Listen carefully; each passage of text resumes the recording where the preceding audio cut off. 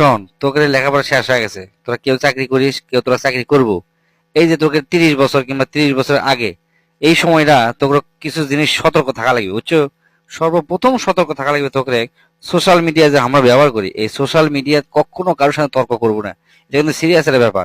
তুই কমেন্টে এমন একটা কথা লিখছো বা তুই মেসেজে পাঠাছো, দেখবো যে ওই তোর উপর রাগ করে চুপ মানে বসে থাকবে, সুযোগ মতো তোর উপর প্রতিশোধ নেবে। অতএব সোশ্যাল মিডিয়াতে কখনো খারাপ কিছু লিখবো না, কারোর সাথে তর্ক যাবো না, বুঝছো?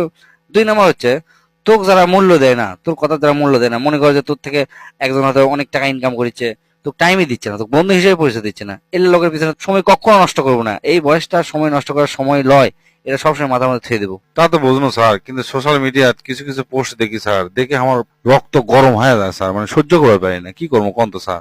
শোন, এই বয়সটা এমন একটা বয়স, বুঝছো? তুই রক্ত গরমও করতে পারবো, আবার সেটা কন্ট্রোল করবার ক্ষমতা আছে তোর, মানে সবই করতে পারবো। অতএব তোকে কন্ট্রোল করতে হবে, কন্ট্রোল না করলে জীবনে কিছু করতে পারবো না, বুঝছো? তারপর কি করতে হবে তোকে? তোরা যে মেল পাঠাবো বা মেসেজ পাঠাবো, এটা বুঝে শুনে পাঠাবো, কারণ এটা কিন্তু ভয়ঙ্কর আকার ধারণ করতে পারে, তুই চিন্তাও করতে পারবো না। এটা সব সময় থাকে যায়। অতএব বুঝে শুনে কারোর কাছে মেল পাঠাবো।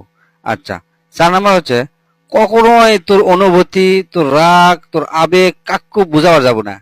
কারণ যাই বুঝবি তা এমনি এমনি বুঝবি, আর যাই বুঝবি না তা হাজার করলেও তারা বুঝবি না, বুঝছো?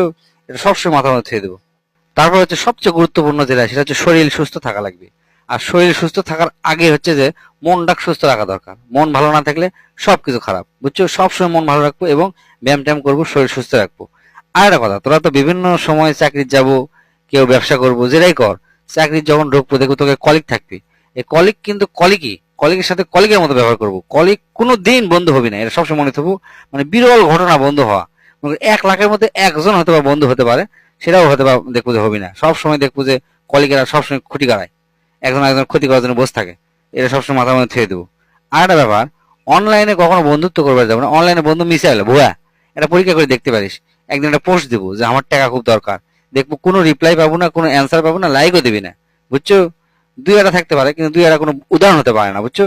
তারপর হচ্ছে, তোরা অনেকে সুখে থাকবো, অনেকে দুঃখে থাকবো। এই জিনিসটা সব সময় নিয়ন্ত্রণ করবো। মানুষের কবার যাবো না কখনোই যে আমি খুব সুখে আছি বা আমি খুব দুঃখে আছি। কারণ কেউ লাখ লাখ টাকা ইনকাম করবো, হয়তো এত টাকা ইনকাম করিচ্ছ সেটা খুশিতে, মানে টাকার একটা কামও আছে, বুঝছো? এই কামড় অনেকে সহ্য করতে পারে না। হয়তো খুশিতে তুই করছো যে আমি বহুত টাকা ইনকাম করি, দেখবো এটা কিন্তু খুবই ক্ষতিকর। তো ক্ষতি করার জন্য মানুষ বসে থাকবে। আবার তুই দুঃখে আছো, সেটা আবার মানুষ করছো, দেখবো যে সেটা মানে এটার আবার সুযোগ নিবি, মানে তুই দুঃখে থাকার একটা সুযোগ নিবি, বুঝছো? মানে কোনোদিন তোর উপকারে আসবে না এগুলো কথা মানুষের কোলে। অতএব নিয়ন্ত্রণ করতে হবে নিজেকে। ভুলেও এলা জিনিস কারোর সাথে শেয়ার করবো না। লাস্টে যে উপদেশ তোকে দেবো সেটা হচ্ছে সবচেয়ে গুরুত্বপূর্ণ উপদেশ।